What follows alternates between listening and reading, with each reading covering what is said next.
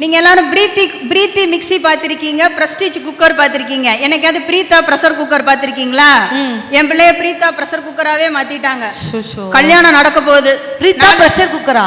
ஆமா, புது brand. 10 litre குக்கரா? ஒரு 60 லிட்டர் குக்கர். 60 லிட்டர். சரி, என் வீட்டில் ஒரு குக்கர் இருக்கு, செல்வராஜ் குக்கர். ஓகே. நீ நாளைக்குல இருந்து திருமணம் ஆயிடுச்சு, திருமணம் ஆக போகுது, காஃபி போட கத்துக்கோ. ஓ, சமையல் பண்ண கத்துக்கோ. என்ன ஒரு வன்கொடுமை சட்டத்துல நீங்க உள்ளதுங்க.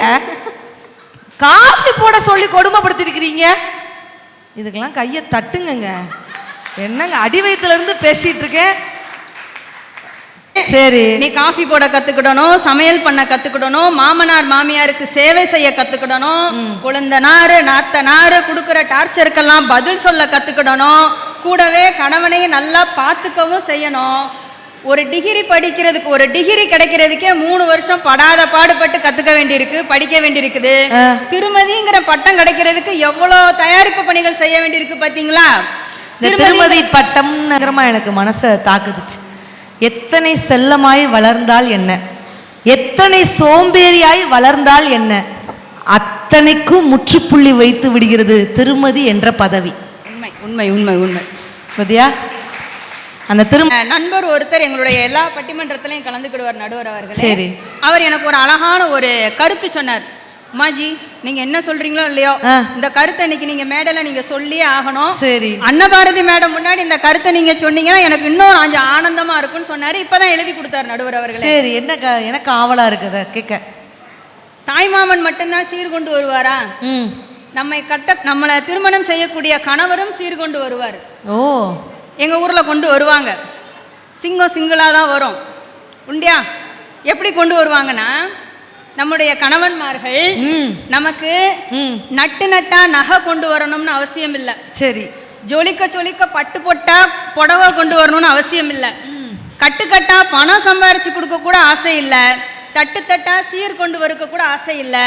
ஒரே ஒரு விஷயம், என்னுடைய மனைவிக்கு என்னுடைய வாழ்க்கையில் நான் சரி பாதி கொடுப்பேன், எல்லா இடத்திலும் சுதந்திரம் கொடுப்பேன் என்ற விட்டு கொடுக்கின்ற மனப்பான்மையை கொடுத்தால் போதும். அத்துணை பெண்களுடைய வாழ்க்கையும் புகுந்த வீட்டில் சொர்க்கம்தான்.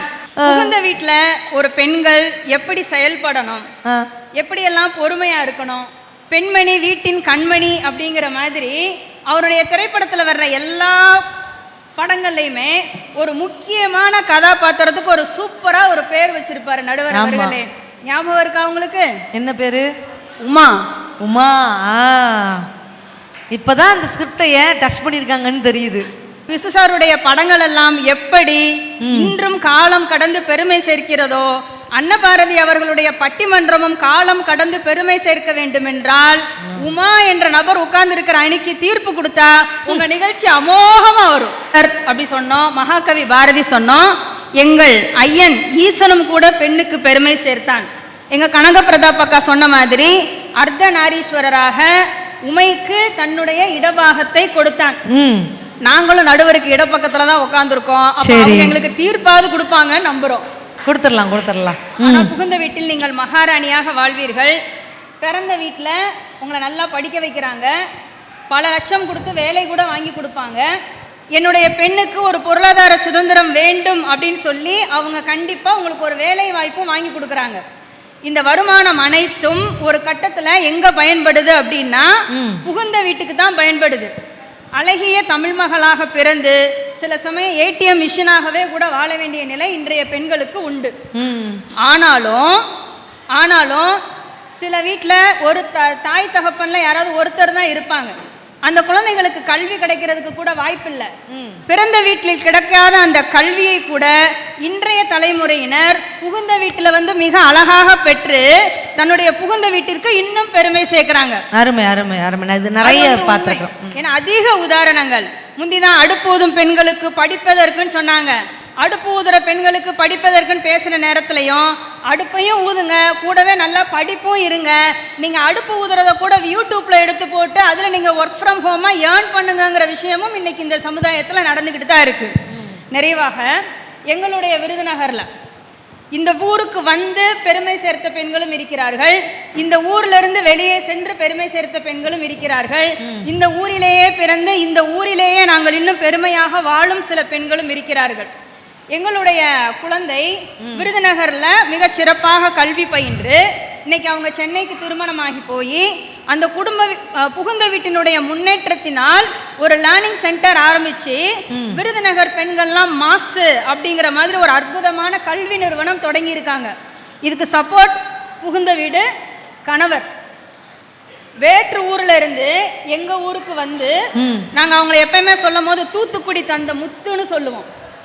தூத்துக்குடியில இருந்து வந்து எங்க ஊருக்கு வந்து புகுந்த வீட்டுல தன்னுடைய அன்றாட பணிகளை எல்லாம் செய்தாலும் பிராணி ஹீலிங் அப்படிங்கிற ஒரு ஆன்மீக துறையில முன்னேற்றம் பெற்று இன்டர்நேஷனல் ட்ரெயினரா ஒரு பெண்மணி அவதாரம் எடுத்திருக்காங்க.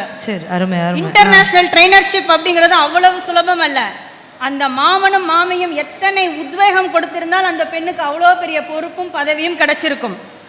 கன்னிகாதானத்தை பத்தி குமுதாக்கா ரொம்ப நல்லா சொன்னாங்க. என்ன நீங்க அம்மா அப்பா தான் தியாகின்னு சொல்றீங்க? நான் ஒரு விஷயம் சொல்றேன் நடுவர் அவர்களே.